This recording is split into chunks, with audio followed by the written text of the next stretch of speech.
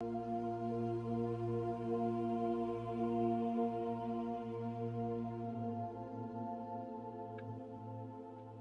Guru.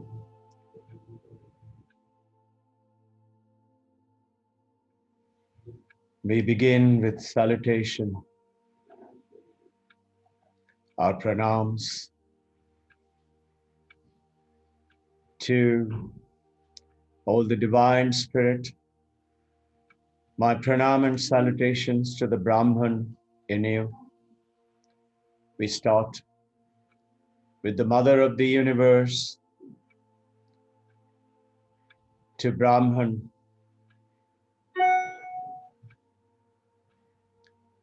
Asato ma sat gamaya, tamaso ma jyotir gamaya, mrityur ma amritam gamaya.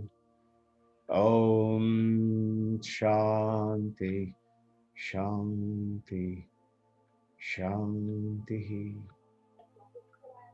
May this journey of art today, dear sincere devotees, take us across to another realm, another plateau of the world where there is peace and protection from the supreme power, the supreme consciousness, which is us, which is within us, which is Sarvavyapi, which is Anantam, which is Advaitam. Not two, one alone exists. Welcome to you all, and beautiful to see on another Sunday on our taking up the journey.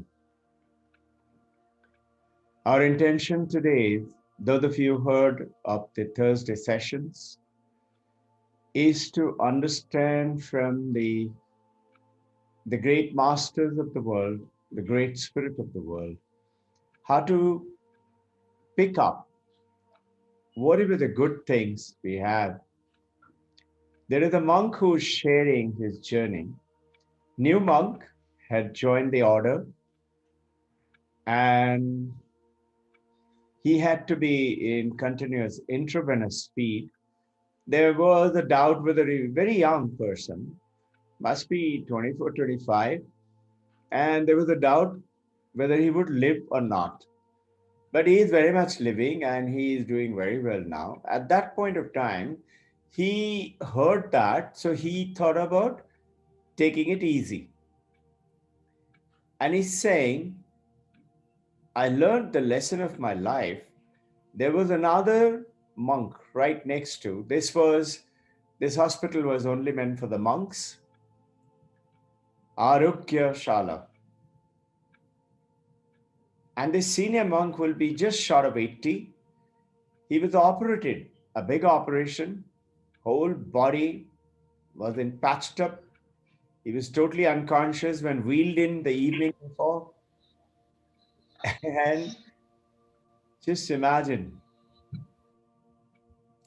in the evening, he is brought in, he was totally unconscious, and because this young monk, because he was all the time lying around, he could not sleep through the night.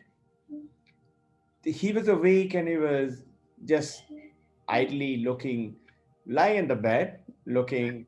And since the other person was another monk, he had an eye on him. And this elderly monk got up somewhere around 2:30, 3 o'clock, Brahma Muhurta about to start. He inclined a little bit like that. He could hardly move. His hand came up and he started doing japa. And then for 2 hours in that state, and he continued to do after the japa silently meditation. The young monk says, I had the lesson of my life. My intention of sharing with you is, when we read the great masters, we read great books. No amount of reading is going to help us. And that is how the great librarians who are really sincere, they must be reading also a lot of book. Many librarians do the work just because they're there in the office. Hardly a few of them read, but many of them do. So we may read a lot of book, we may hear a lot of stories, but taking those stories and reading from them and learning. And this young monk today is a very senior monk, and he's considered to be someone like Swami Vivekananda is speaking. And his guru is also Vivekananda. And he's saying, I have the lessons of my life. So, what you and I need to see, we keep seeing each other, devotees, bhaktas, fellow travelers in this spiritual world, and we have so much to learn from each other. Talk less, sure, utilize the digitized mediums like the WhatsApp and the Facebook and all, etc., to do our chores and the work, but keep silent moments and learn from what we discuss. I'm going to go over some of those issues once again today till we go on to the next week onwards. I've been guided to take up step by step how to go into true meditative states as per Vedanta, as per Patanjali Yoga Sutra, as per many other principles like the Buddhism, like Kashmiri Shaivism, and Jainism. They're all very strong in meditation. We should take them on. Today, I thought it would be a very nice idea to run over them. I got a little PowerPoint for you all. And as you know, in the Telegram, when you get these, you can go over them at your own time. I go over them again and again and again, my own presentation as well as others, whichever I get.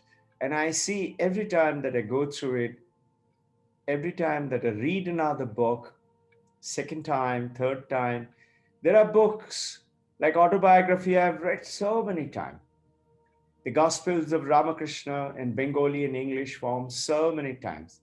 Bhagavad Gita, we keep reading again and again and again and again. And every time you read and pick it up, something new always comes out. The books written down, those 8 volumes of Swami Vivekananda, his own scriptures, Raja Yoga, Karma Yoga, Jnana Yoga, Bhakti Yoga. By the way, I am not aware whether you all are aware, all of them were written in America and published. Karma Yoga was written and published, half of it, the other half of it was from UK during Vivekananda's own time. And the book on Raja Yoga has become so famous that Jonathan Swift, you must have heard of him, he is mentioning in his book that every American must carry this book in their pocket. And it's something beautiful to understand that one Indian went across to the world and brought India into the world map just by talking about this essence, spiritual world. Look at Paramahansa Yogananda, 18 years after Swami Vivekananda. And Vivekananda talked about it to Dr. Dickinson, who came to him in the Chicago World Conference, 11th of September 1893, said, may I take initiation from you?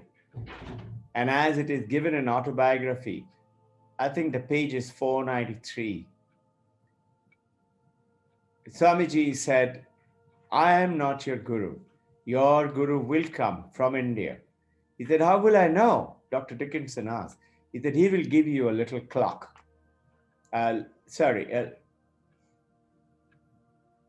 give you a little cup, silver cup. You will know then he is your guru. Dr. Dickinson subsequently met Paramahansa Yogananda, who came down. He became his disciple for almost 15 years.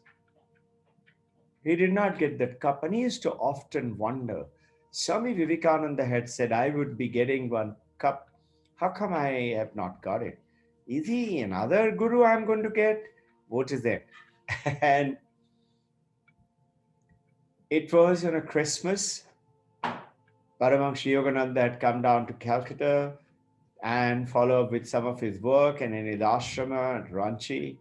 And then subsequently, when he came back on the eve of the Christmas, he spent it in US and he gave everybody, all the devotees, one present each. And then he called Dr. Dickinson and he said, this is yours. And as he saw the cup, he was crying silently and said, Gurudev, how come I didn't get it till today? He said, you needed time to get ready. So these beautiful things that will happen in our life, happen in others' life, read in a book, take on one little message from there. Let us see what all do we have today for everyone. Give me a moment, and there you are. So it is not believing in something. Most people say in theistic religion, you have to believe. You have to believe in your guru. You have to believe in the book. Every religion has got a book.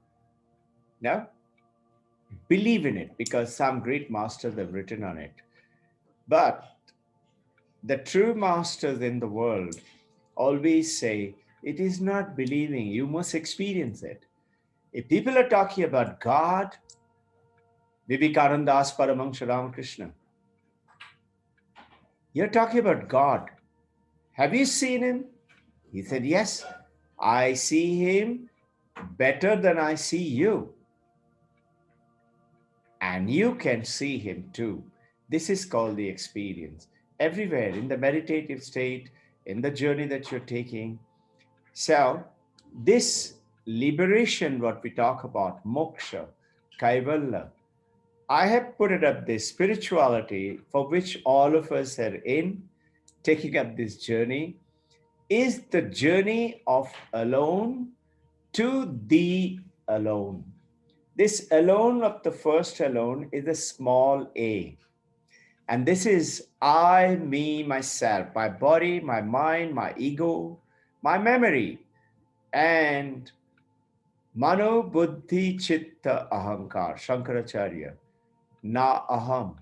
So this alone with a small a is not me, but we are that. We are all the time. The moment you say, where is Robin Ghosh? I raise my hand. That means this is me. Two, big A alone. Two, solitude. The meaning of Kaivalya, Moksha, is aloneness. Have you noticed most of us are scared of being lonely? Many people commit suicide because nobody wants me, nobody loves me, I don't have a friend, and particularly the younger children. And we keep on telling them, don't worry. And we tell them, you will get friends. I think we need to, by ourselves and by example, it is good to be alone every day for some time, and the longer the hours, the better it is. And that's how the masters of ancient India went off to the remote corners of the earth, generally the desert or the mountain, and remotest of the mountain. And there was a joke, it was in a cartoon, that higher the mountain, the higher the monk lives, is higher the spirituality of that monk. This remoteness, there's one in Himalaya, a white dressed, big white beard, tall, 6'4", 5, 6 inches tall, live actually. And he was being asked by another younger monk, and which is recorded, that Now it was the summertime, and all the children and people are coming and they're enjoying your company. They're having great fun with you.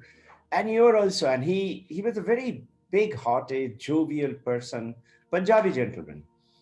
And laughing with a big, loud laughter. And he said, "You're having great fun. And what happens in the wintertime? When nobody comes, you're all by yourself. All this place is totally covered up in snow." He said it in Hindi, "अभी मजे में है और उस वक्त और भी मजे में है." I am in great fun now, and I will be in even bigger fun.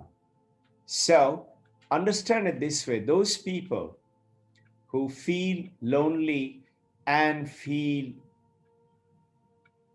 bored with themselves, just think, if I am feeling lonely with myself and bored with myself, I am bored with my company, how bored will the other people be in my company? So why would people want my company? Whereas if I am at peace with myself, it's like supposing I have this watch and I love this watch and I really admire it, or my car, or my house, or my dress. Everybody else will also. If I carry myself with dignity, with respect, everybody else will respect me too. So all the practices that we do, we need to understand that they have a great value. This is the tip of an iceberg. I thought about this, the iceberg. As you know, it's only 9 to 10% of the tip of the, as you can see, this tip is visible. But the giant 9 to 10% is on top, 90% is at the bottom under the water. I have been lucky to witness some icebergs in Iceland. They're fantastic. Water is sub-zero. If somebody falls down, they were saying, the safety people, that may you take care, and everybody has to put on a seat belt into that open boat. Because if you fall down, you will die within 1 minute time. They say it is so cold. And it's so magnificent. And the glaciers all around and a huge expanse of water going into the ocean. And this iceberg, the tip, are the gems. I'm utilizing it like that, are the gems of this, what we witness in other people, especially the great masters. So the mystical iceberg of an auspicious inspiration, you get it from, which I will cover it quickly today. We have only an hour and we have already finishing almost 20 minutes. And let's say Christianity, Buddhism, Hinduism, Jainism, Sikhism, they all have great things, great coverage. Since we had just gone over the Easter, we picked up some great wisdom from there. If you look at it in Christianity, it is on faith. And not only faith in God, faith in Son of God, which was in Mark, Matthew. It is not been covered. Jesus Christ only in John, which is printed and published after he left his body, was called as Son of God. Till then, he never declared himself as Son of God. And our intention is to understand that the Christianity is talking about surrender to Son of God. Surrender, have faith in this avatar. Every other religion talks about listening, following the steps of the avatar. This is the faith base. Buddhism talks about Buddha. Buddha himself had said, I don't know if you all are aware of it, Buddha had mentioned that do not make a statue out of me. And Notice in every house today, not one, several. I think we must be having something like 20, 30 Buddha in our house. And so is in our offices. So in everybody's office. And yet he had said, don't make a copy of me. What made him so famous? He is considered to be the epitome of human excellence born ever today in human flesh and blood. And he had said, there is suffering, there is cause of suffering, there is source of suffering, but there is an answer to the suffering. Come, I will teach you. And he went ahead and gave eightfold path. He's talking about follow the path. In Hinduism, similar path. Sikhism, similar. Jainism, and like that. We're talking about there is a way of imperfection which is in every religion talks about through these gems. In Christianity traditions, there is to be Professor Pulsar.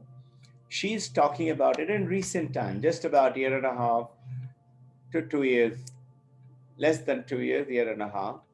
She took, as you all know, we have many a time mentioned it. There is Harvard, in Harvard School of Divinity, and they are talking intensely on Vedanta and amongst other religion discussions too. And this Professor Stephanie Pulsar, she is discussing in this particular session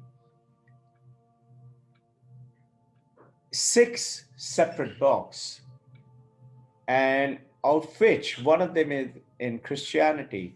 And Professor talking about the preacher Evagrius.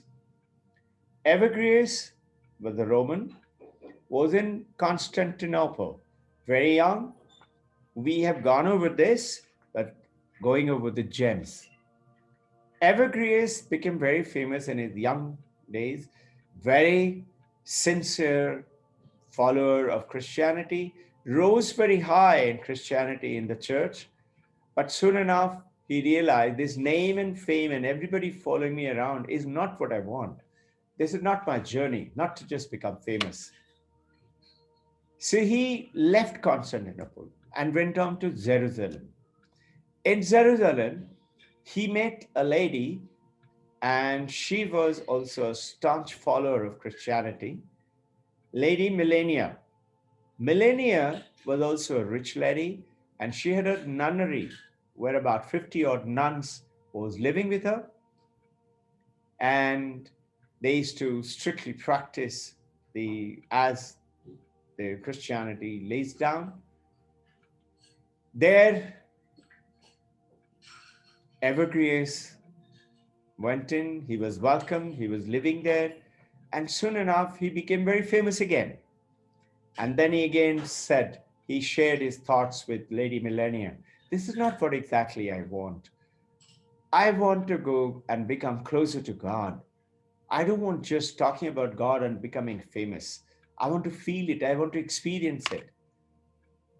So Lady Melania knew all the monks who were staying where, and she said, then the only place that I can think of you, go down and live with the desert fathers, just like Jesus Christ had done it after his baptism, 45 days, when devil, the Satan himself, came to tempt him, but he threw away the temptations. She said, you go and live with the desert father. He went and started living there and practicing very sincerely to take away his cravings of the flesh, like food and taste and smell and clothes and comfort. He used to practice standing prayers. You must have heard some of the great Indian monks do practice of meditation standing. Some of them do it. They're still there by raising one hand and standing with the hands raised, and for years not brought down the hand. Their hands dry up and must be in a lot of pain, but they continue to tolerate that. Many people used to, in fact, you would be amazed if you Google it. Alexander the Great came to India, And against Porus, he won. Porus fought for India. He won against Porus. And yet, he and his soldiers ran away from India. Please Google it and read it. It's fantastic reading. And you know why they ran away? It's the same spiritual reason. That story, a bit of it sometimes they go ahead, share of it. We shall share some other time. So there is a weight of this imperfection with understanding with those gems. And the evergreen, this evergreen did not wish to have the fame. He became a follower of somebody. His name was,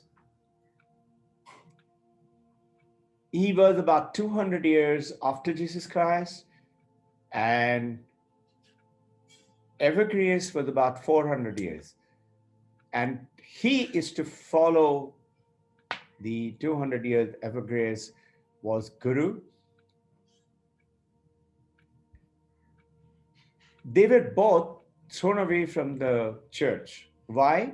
Because they said that a human being, all human beings, irrespective of the religion, is going to become one with God.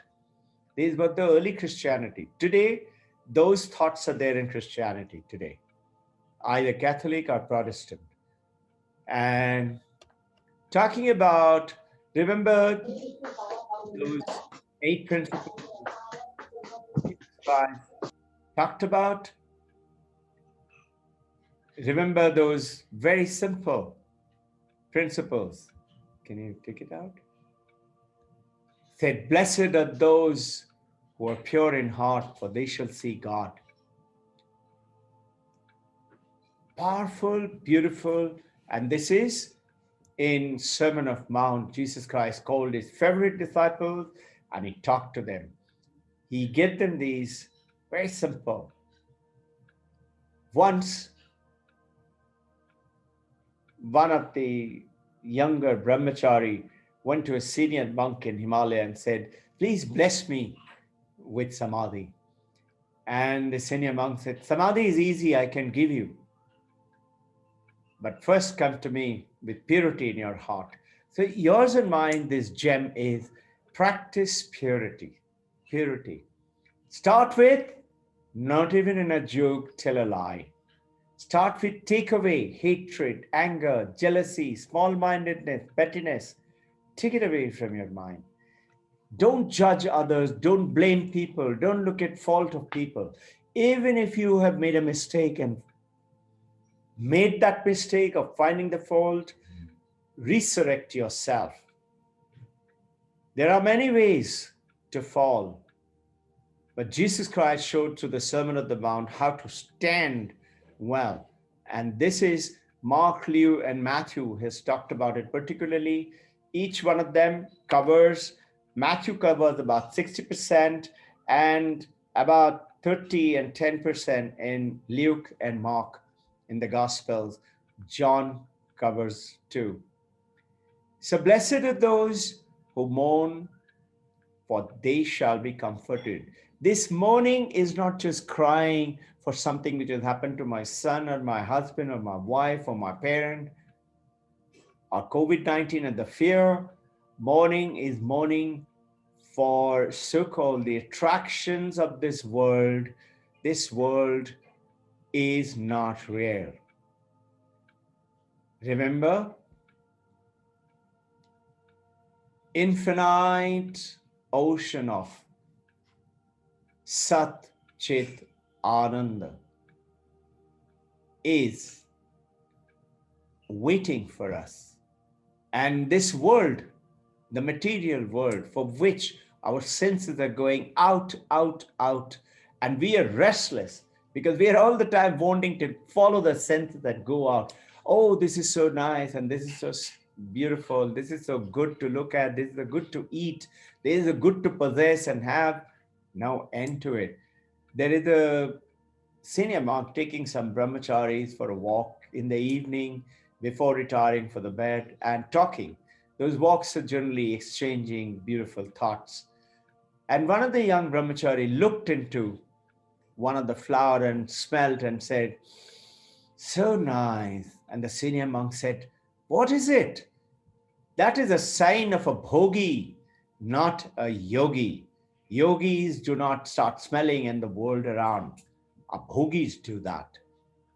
So, those who mourn, that means separate themselves from this world, they shall be comforted.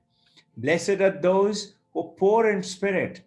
Remember the story of the Zen master? I think the guy who came in, somebody said maybe he was an American, we do not know. Somebody of the Western minded, maybe American, maybe European. As a story, we have heard about it. The Zen master, he came and said, "Teach me how to meditate." And Zen master started to tell something from a book, and this gentleman said, "Oh, I have read about it," meaning I already know about it. Then Zen master, okay, switched to another, going into the practice. He said, "Yes, yes, I have read about that too." The Zen master said, "Okay, I understand." And then he said, "Let's have some tea." And he started pouring the tea into this, let's call him American gentleman. Cup started flowing. And the guy who came, he said, "Stop, stop. It's overflowing." And the Zen master said, "Precisely. Your cup needs to be empty. So before you can take on my teaching, you and I need to be poor in spirit, knowing with respect, Shraddha. Without Shraddha, I cannot learn from my maths professor, maths, or German teacher, German, or sports teacher, cricket or tennis. I have to have respect, would be in the kingdom of heaven. Blessed are those who are meek, for they shall inherit the earth. It is, we are taught the different things. We teach our children, show your muscle, be the Spider-Man, and go out and grab the world. They're waiting to be grabbed. You think somebody else is going to come and give it to you, deliver it to you in a platter? These are the teachings we have got. Go and grab the world and protect yours, not share. Where the Vedanta says, Jnanam Danina Vardate. Unless you give knowledge, you cannot get knowledge, cannot be enriched in knowledge. Goes on to say, same thing is with love. Notice in love, all of us want love, but you have to give love unselfishly. Then you get the love from the world. Evergrace is to give love to everybody. So did Jesus and Moses, and so did Muhammad and Mahabir Jain, Guru Nanak, Guru Gobind, Paramahansa, Vivekananda, great masters. In India, no shortage. Once Vivekananda was walking down in Chicago, and there is this young lady, two of them went down to listen to his talk. And he was so majestic, Vivekananda in his attire with a turban. As he went past, the younger lady who was attending the first time asked the senior lady, both of them were civilian, "Who is he?" The elder lady said, "This is Swami Vivekananda. We have come to listen to him. He is considered to be a prophet in India." The younger lady said, "Prophet? Like as if in Old Testament?" The elder lady said, "Yes." The younger lady said, "Are there still prophets in the world?" The elder lady said, "In India, there is always a prophet." Hey, devotees, champion, budding, aspiring. You're a rich in soul, and we are rich in a country where there are so many prophets all around. It says, "Blessed are those who are righteous, for they shall be fed." Righteous is not just fighting for the right and fighting for the civil rights and fighting for the either right or the woman's right or poor people's right. It is those who follow the true path of Vedanta, of God, if you're a theistic religion, of Christianity or Islam or Jainism or Hinduism or Buddhism. Follow the path of what is correct. Go ahead. Blessed are those who are merciful, for they shall obtain mercy. Be kind, be caring all the time. Blessed are those who are pure in heart. And this is what he talked about. Come with the purity in my heart, I'll give you meditation in 2 minutes, samadhi in 2 minutes.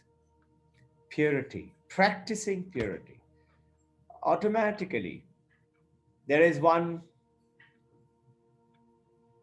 practicing Zenism went to his master and he said, Sir, as I sit down, my mind is filled with junk. And I don't want to sit down for meditation because when I sit, all I get is junk and junk. Earlier, I never used to get them. Now, when I've started practicing meditation, I'm getting it more and more. Possibly it's happening to many of us. He said, no, they were all there, sunk in your subconscious mind. Now that you're practicing meditation, just like you remember when we make sugar syrup, you put sugar and you boil it, they look nice and white. But when you put it in the water and when you boil it to make syrup, you see so much of muck comes out, and on top, you have to take out the scum. And this is that taking out the scum happens in the meditation, and you become purer and purer. So the Zen master, when he was told by his disciples, Sir, all I'm getting is funny thought, dirty thought, bad thoughts. I don't feel like sitting. He said, no, I'll give you a way. He gave him 2 bowls. If you've ever seen a Zen garden, must have seen. They have got beautiful, shiny pebbles, different colors, white, black, gray, etc. He said, fill up 1 bowl with white pebbles, 1 bowl with the black pebbles, and the 3rd bowl in front of you. The black pebble is on the right, white pebble is on the left. Close your eyes and meditate. Every time you get a bad thought, without opening eyes, take 1 black pebble and put it in your bowl. And keep on practicing. He started. He said, what will happen? He said, keep on doing it. After a few weeks, he noticed, initially as he had started, his bowl was mostly filled with black pebbles. All bad thought, bad thought, bad thought. But as he practiced more and more and more, the black pebbles started to reduce and white pebbles started to increase. Towards the end, he still had black pebbles, but very few more white pebbles. This is why practice meditation. Practice meditation. And it is not to show to the people, not to talk about it silently. Paramahansa Ramakrishna says, he was asked by Master M, Ishware mon kamon kore hoy. Evergrace was asked the same thing. I'll share some of his wisdom. His Evergrace talked about it 400 years, that is 2100 now, that is about 17th century at that time, at 400 years after, about 300 to 400 century. Paramahansa Ramakrishna said, meditate in mone, bone, kone, in your own mind, corner of your mind, all the time. Think of God. Bone, in the forest. Those days they were forests. Today you create the forest. And kone, in the corner of your house, any part of it. Blessed are those who are pure in heart, for they shall. Blessed are the peacemakers, for they will be called the children of God. They are the 8 blessings which Sermon of the Mount, Jesus Christ, said peacemakers, not quarrel makers, not pointing out faults, not gossiping about whose fault is what. Once, Swami Sarvapriyananda is sharing this, that they used to have 1 meal a day. I keep talking we have a monk who's in Devaprayag. I think some of you have met him also. His name is Ganesh Maharaj. He keeps talking to me. He has only 1 meal a day at 12 o'clock, makes with his own hand, and he always has some either monks or visitors, young guys go and live with him in the cave. And it makes simple dal, 1 sabji and roti. That's his meal, 1 per day. Sarvapriyananda was feeling very hungry. So there were lots of apple trees. So he picked up an apple, washed it, and he went and sat in Gangotri. The river is thin, but very fast. And it was during that time when there are a lot of slides and mountain slides and the muddy water and going fast and dangerous, very fast. In fact, 2 days before that day, somebody was swept away and he died. He was watching that river and eating his apple when another yogi, the senior monk, comes down and sits down next to Sarvapriyananda. He's sharing. This monk, yogi, said, "You see that water? You know what happens? Why should we meditate? Because before the meditation, your mind is like this. Worldly mind is fast, it's full of mud, and it is dangerous. It is no good to anyone. Though it is water, you have to do great process of filtration for it to be drinkable. You can't give it to anyone. This is the mind which is before meditation or in the beginning of the journey of the meditation. He goes ahead and said that this is a meditative mind. The water is so clear and beautiful. You can see even the quaints at the bottom of that little lake, the water pool. This is what happens after meditation. Your mind becomes purer and purer. Moses, and this is Evergrace is talking about, gems from Evergrace. He says, remove your shoes. It is a set of mind. Shoes, we remove shoes when we go to mosque or temple or church, particularly in Indian scenario. Temples, we have to remove our shoes. Even before you go down in your own home, in front of your statue or murti or the puja center, you remove your chappals and the shoes. So what it means is approach God with all the worldly ideas from your mind away. So approach God with the awe of your approaching God. The greatness of a presence, of a feeling of a greatness, not fear. Because you're not afraid as a child of your mother. She may be very powerful, she may be great, she may be simple, but mother gives you everything. So does the father, gives you everything. He may be great, bodily, actual present, or maybe a simple father, but he's still greater for the child. And leave all those arrogance, the anger, the jealousy, the greed, leave those things behind, the worldliness and the differences between that worldliness, the junk, to purity. Come with purity. That is what the Evergrace meant by remove your shoes. And he said if Moses had removed his shoes, as you know the story, he would have got a better wisdom than these 10 commandments. And he goes on to say, generally, we are the children and the guide who are all the time, when we go to the temples and all, go with those sets. We are not going there to pray to God. We are going there to seek help from God and to remove our suffering. God, please give me this, please remove that. God, please, let me get that plot, let me get that land, let my court case be over. Rani Rashmani sitting next to Paramahamsa Ramakrishna, meditating, and Paramahamsa Ramakrishna gave her one slap. Imagine, though she was not a queen, but she was called as Rani, meaning queen. Very rich lady. And all the guards and everybody, Mathur Babu, everybody got very angry and they were about to catch Paramahamsa Ramakrishna. Rani Rashmani said no.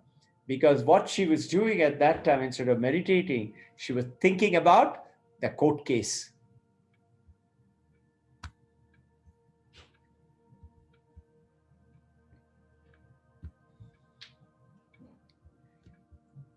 This world is like a bridge. from I am, it that supreme, simple, my spirit, my soul, to that small a, aloneness, small s of the self and the soul, to the big S and the soul, which is, as per Vedanta, is what we call Turiya state, is Brahman. Our journey from this world to that world is this bridge. Have you noticed we do not make houses in the bridge? We may stand there for a while. We may enjoy the water below or the ocean below. We never make our camp there in the bridge. And God makes sure that you don't make your camp in this world that you become so comfortable you don't want to go. Even though there is suffering, we still say, it is okay. And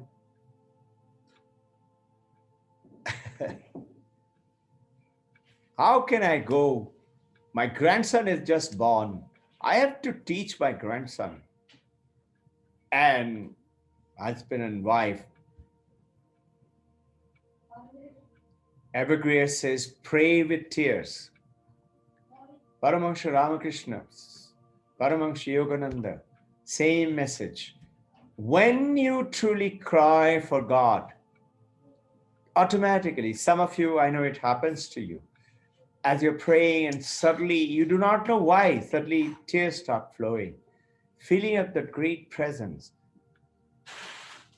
It is said that when you have tears for God through your meditation or whatever, know you're very close to God. When you feel like crying by listening or watching even a film of godly spiritual film, when you see sufferings of the world, know you're very close to God. There is one lady in Hollywood, to Swami Chaitanananda, asked one question. Said, you said that Paramahansa Ramakrishna said that if you cry and cry and cry for 3 days, then you will witness God. But you have to cry sincerely, genuinely for God, not cry for some diamond or money or some relationship. So this lady said, that's no problem. I am an actress. I can cry anytime. I will cry. I'm going to try it out. 3 days later, she comes back and asks Chaitanananda, I cried for 3 days, but I didn't have any experience of liberation. The Chaitanananda says, she asked, is it really true what Paramahansa Ramakrishna said? He said, yes, it must be true. But when he goes back to India in one of his holiday from Hollywood, he asks then President Bhuteshwarananda, he asks him, how should I have answered her? So Bhuteshwarananda said, see what you had covered, meaning it sincerely. When you really cry genuinely, then only, not artificially, that I will cry from 6 o'clock in the morning till 12 o'clock in the afternoon. No, genuinely, not for making up. And pray with tears. God does not forget those prayers. He always noted. You may forget. You may cry with tears and subsequently you will forget and may get back to the world. But God will not forget those prayers. And you will. This is what it means. Reap those good things. This is talking about, once again, this true crying with tears come to you spontaneously. Know you're very close to God.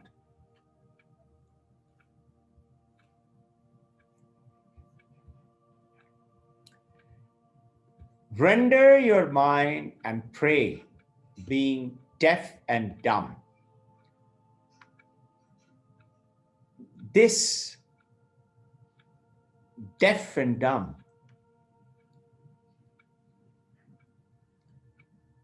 is, like our senses are taking us out and out and out.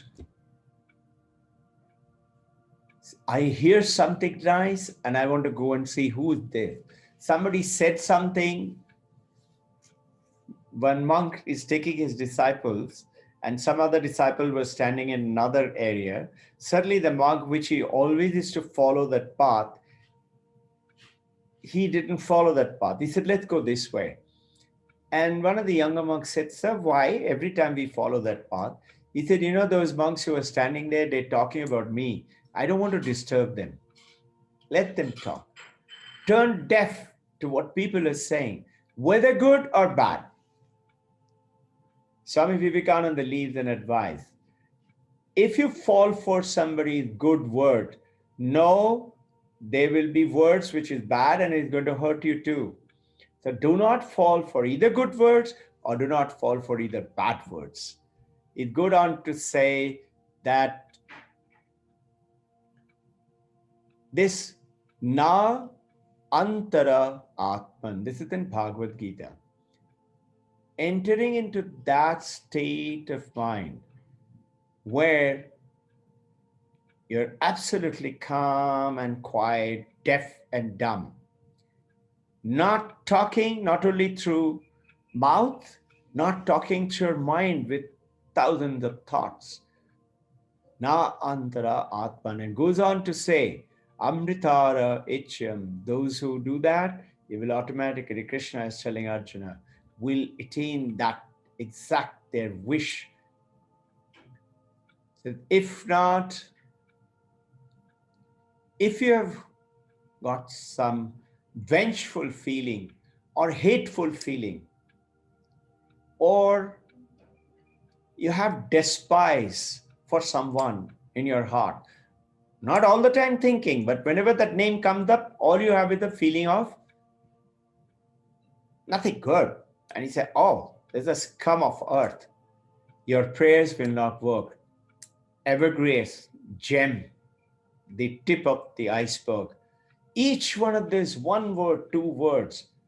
Practica is the word which Evergrace had written, in which these points are given. Huh? Can you get me that Upadesha, small book which got? He's talking about if you have hurt someone, if you hated, if you have caused fear, your prayers will be in vain. He goes on to say, even if you pick up good water from a fresh well, pick it up for drinking. But if you hurt people, your pot in which you're bringing is full of holes. Prayers will not work.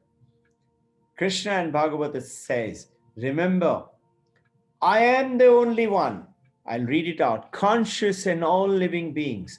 If you hurt someone, you've hurt me, and you hurt your own self. I would like you to see this book. This book is Upadesha by Paramahansa Ramakrishna, and the first president and also his spiritual child. And this book, Swami Brahmananda had personally written down what Paramahansa Ramakrishna taught. Very small book. And the power of this book? Every monk in Ramakrishna order carried in their pocket. And some of them were so torn and tattered. I was seeing in America, Sarva Priyananda is talking about, and he took out his book. And it was old and tattered, but they'll not change it. He says it's more than 12 or 15 years I'm carrying. And this is Ramakrishna Upanishad. This talks about some beautiful stories, which I keep sharing with you from all the stories of the collections of the Vedantic tales. Powerful. So,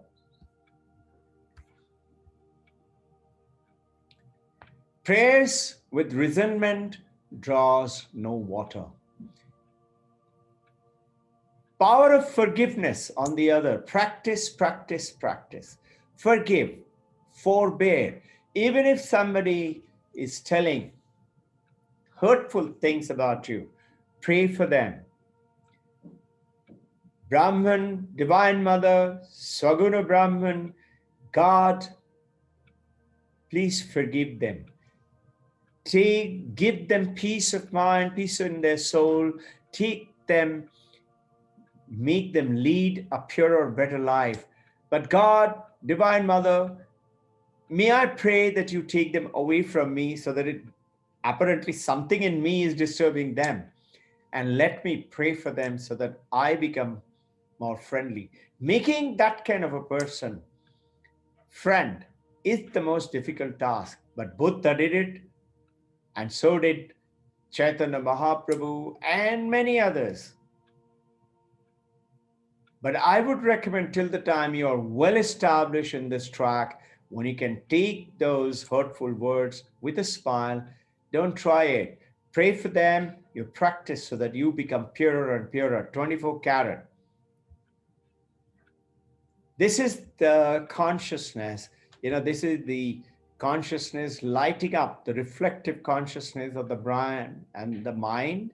The mind, through the brain, is sending out to the senses, to the world, and whether it is the world, the mountain, the road, the tree, the forest, the dolphin, the dogs, coming to your brain and from the body. And you are receiving in your mind. The mind is getting illuminated. Remember, like the moon gets the light from the sun. Moon doesn't have its own light. Reflective consciousness does not have its own consciousness. It's getting the light. And that's how the mind is working. And that is how when you are in coma, your mind is not. And when you're in dead, your mind is zero. Coma, very little. And unconscious, little better. Deep sleep, little better. And it goes on. So train your consciousness through that breathing. I had intended to take you across to the breathing today. We should do it in the next one when we start food with practice meditation. In this, like this elephant, this is a wild elephant. This picture, I've taken it out for you to, many of you must have seen it. They call it Khud, Khud. And this elephant is taken, the front is blocked, sides are blocked. At the back, they open it, make the elephant come inside. Somehow it manages to come in, then close the back. And the rider of the elephant, the Mahout, can be easily thrown out by the elephant and rolled when the Mahout says turn to the left. Elephant may want to go to the right and eat some banana from a banana plantation. But training. The elephant gets trained. And now the same man who is so small and fragile compared to the huge elephant. So this simile is our intellect, our body, and the mind. Train the consciousness. Consciousness is perfect, but the reflective consciousness comes in, which is influencing the mind. Train it. Regularity, same place, same time, every day, twice a day, and we shall cover some more of those areas. Keep good company. This monkey, you've heard the story of the monkey. We are grabbing onto the thing and holding the thing, and then I cannot be escaped. Monkey is being beaten by the farmer. Remember that story? Farmer caught him. He got in this glass jar, put the bananas. The monkey can't take out his fist. If he lets go the banana, he can easily run away. But he is not running away because he is not letting go. So take the journey. I will take you across in this taking the journey. In my meditation, before and at the end, I try this. I find it very powerful, very peaceful, very, very calming. As I take you through this journey, it's 12 you may o'clock. Try it. Close your eyes. It's 12 o'clock now. 1 hour is over. We'll take you across through it for next 2 to 3 minutes. Close your eyes. Dhyana Mudra, Jnana Mudra. I'm closing my eyes. I start my meditation. I remember the exact touch, the coolness of the Dakshineshwar temple. I'm going with my eyes closed and praying, entering the temple of the Divine Mother Kali. I remember the coolness. There are hundreds of devotees, bhaktas, but I'm absolutely isolated and in awe with love and the power of the divine presence. I remember this is the place where Paramahansa Ramakrishna, Swami Vivekananda, Holy Mother Sharada, and the great masters have come and prayed. Paramahansa Yogananda came and prayed here again and again and again and went into Samadhi so many times. Master M at the same place. Thousands of devotees, thousands of monks. From there, I come out and visit the Lord Shiva's 6 plus 6, Dasha-avatar. This Shiva's 6 on the right, I touch my head onto the steps, visit each one of the Shivaling, do my pranam. After the finish of the visit, go to the left and visit the 6 Shivalings there. Then I visit straight before I go off. There is another small Mother Kali's Mandir on the left hand side. And from there I go, take myself with it straight to Tarakeshwar. Om Namah Shivaya Namah. Touch the Shivaling with my head. I sit for meditation and meditatively travel to the Lord Shiva Vishwanath Temple, Kashi. From there I go to Mahakaleshwar in Indore, and from there to Omkareshwar near Indore, Bhopal. From there to Kedarnath, Badrinath. I do my pranam and pranam to the Shiva in the supreme and present everywhere in the sky, the presence of Amarnath Shivaling, to the Shivaling in Sikkim, which is on top of the mountain, a huge Shiva, I remember. And then to Kailash Manasarovar. I come back mentally, back to Dakshineshwar Mandir. And I visit the Radha Krishna Mandir. From there, go to Jagannath Puri and sit for meditation. From there, travel to Mathura, Vrindavan. From there, I go to Badrinath, Badri Vishal, and meditate. A few minutes in each place. From there, I come to Paramahansa Ramakrishna's room in Dakshineshwar, where I see the picture of Babaji Mahavatar, the Deathless Master. And I take myself to the Babaji's cave and in Banaras, Babaji's temple. And then I take myself to ashrama, where we are blessed to have Babaji's statue. In every room, I visit every room. I go to the school and visit Babaji's statue everywhere.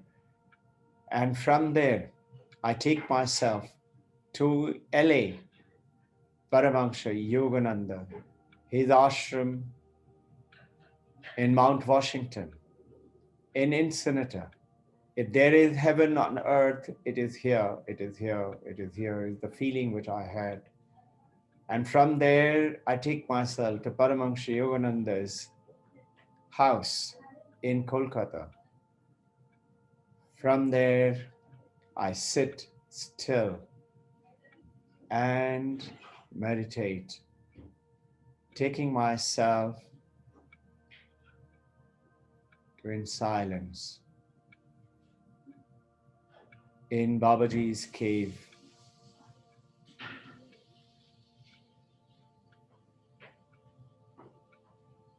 And after this, I start my normal process of the Kriya Yoga. I take you across.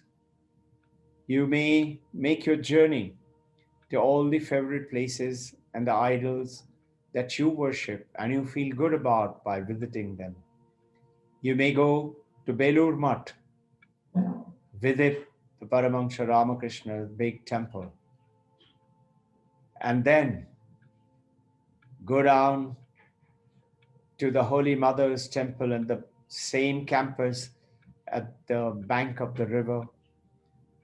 Visit Brahmananda's temple, Swami Vivekananda's temple, and the small temple where all the monks, when they're cremated, their samadhi sthan.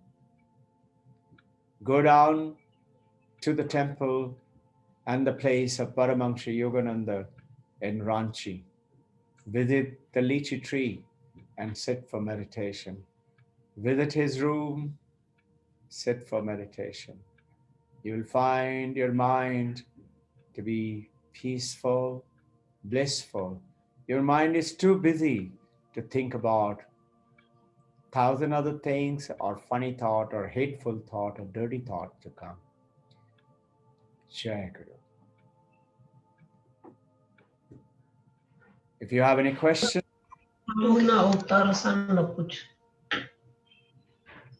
I'm sorry, I couldn't hear the question. Please. Somebody said something? Jai Guru, sir. Jai Guru. So I had a question. Yeah. So you mentioned that we should have yearning and, you should cry for God.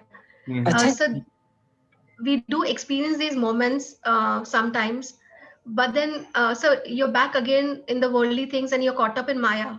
So how do you increase the period, where you feel the longing all the time, sir? Yes, this is the problem. It is with everyone. And the steps that we take on into the meditation on the next session will give you a way. I'll give you in very brief. There is, in the steps, there are 10 steps given, and it is explained in this book. I had intended to cover today meditation by the very senior monk, and he's given ways and the spiritual life. So in which the very simple thing is starting with, firstly, how not to let those worldly thoughts come in, but yet you're still working in that worldly area, worldly work, my profession, being a mother, being a husband, father, mother, child, professional, by following certain steps. The steps to the meditation, we will cover them, but remembering, hold on to truth, purity, all the time. I shall not tell a lie. Automatically your mind will be purer.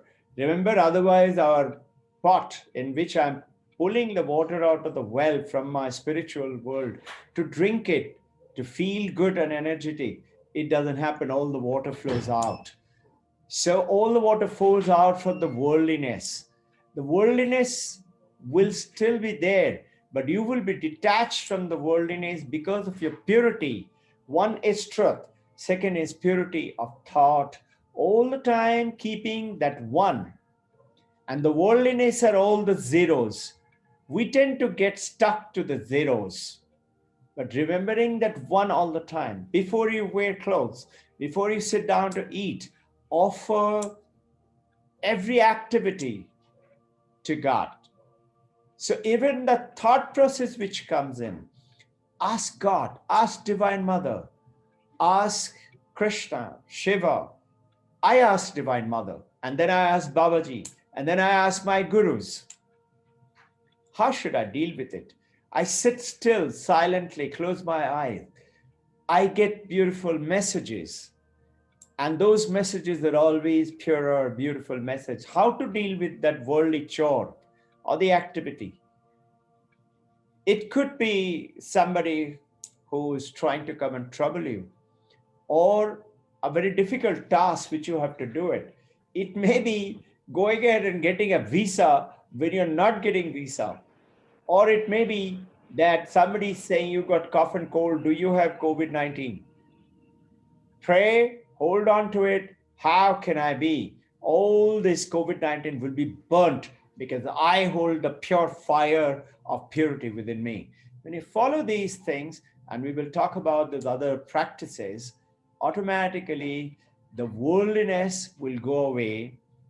The lotus will bloom in the worldly pond filled with muck. The tadpoles and the little fish will be below the lotus. They wouldn't know the beauty of the lotus, but the honeybees and the wasps will come from miles away and sip the nectar and go away. Detachment, build in. These are practice, practice, practice. Forbear, forbear, forbear. Keep on walking that walk and not just talk. And it will happen if thousands have attained, if one has attained one. Let me close it with this statement. Vivekananda says, it is not the birthright of Jesus Christ or Buddha or Vivekananda to become Jesus, Buddha, Vivekananda. It is yours and my birthright too. We have the right. You have to practice it. Any other question? Jai Guru, sir. Jai Guru. Santosha, sir. Sir, I have a question, a general question, sir. Why is that in spite of gaining spiritual knowledge, one finds it difficult or a struggle to pursue this journey? I couldn't get the clue of the question. Could you repeat that, Sir, please? sir, my question is, in spite of gaining this spiritual knowledge, why one finds it a struggle to walk this path? Okay. It's a good question. So I will take you back to that slide, and in which this slide, is that Santosh, is it? Yes, sir. Yeah. So see what has happened. This is called, beautifully explained, it's called manufacturing defect of God. Meaning, why does it happen is your question, despite your journey, is firstly, we love to build a house on the bridge. The bridge is the journey from so-called this earthly world, small aloneness, small a, to the big aloneness, to the big spirituality. Is we love to build our houses on the bridge. The second is the manufacturing defect is, if you look carefully, I look at the world outside and notice from the world comes with the eye and dumps it into the mind, lots of beautiful pictures, attractive pictures, hateful pictures, despise, spiteful pictures, and I dump it into my mind. Then I hear something, nice things, bad things, I dump it into my mind. I taste something, I taste it, I like it, I don't like it, I dump it into my mind. And same thing with smell and touch. So this is the manufacturing defect. It is all going into this mind, and it is dumped by what? The light of the consciousness of the purity. So what do we have to do is Shuddha Chitta. And notice this is what that monk said. If you have purity in your mind, then you shall see God. So that purity of the mind is the journey of not building houses on the bridge, and purifying and not let it dump. So what do? Renunciation, renunciation, renunciation. Let it be there. I play. It doesn't mean run off to the mountains. It doesn't mean stay in an ashram. Stay where you are. Play the role of the father, mother, son, daughter, husband, wife, friend, whichever way. A monk, a brahmachari, or a symbol, a householder, but play that role having detachment, forbearance, forgiveness. They all sound big adjectives, but it is not. It is building that purity. The moment you do that, automatically your mind's nature, like a child who is born, child till about 4, 5, 6, 7 years of age, do not tell lies because they're born with truth. But soon enough, that five senses bring us to the world and the television and the people and the company. We learn to tell lies. But if I can hold on to the truth and the purity, I cannot tell lies. If I can hold on to the purity of detachment, like the milk, I can make curd. Curd can be mixed with water. Milk can be mixed with water. So our worldliness is can be mixed in our awareness, in our consciousness, which is called reflective consciousness. But if you make that curd and churn it into butter, and that butter now can float in that water, it doesn't get mixed with the water. And that churning is purity, is practice, is sadhana. Any other question?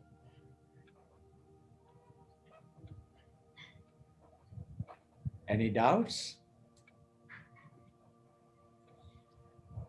Jai Guru.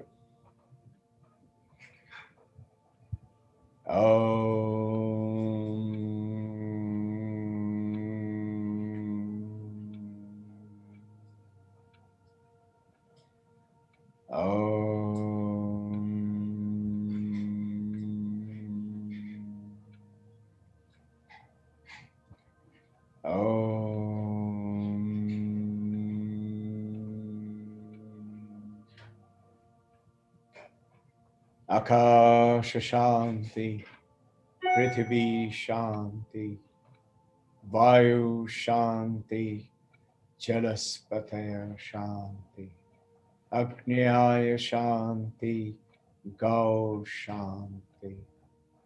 Om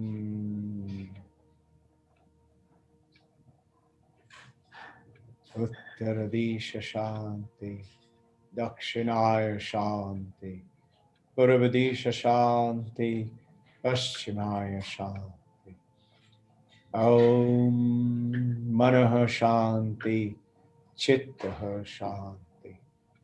Om Shanti, Shanti, Shanti.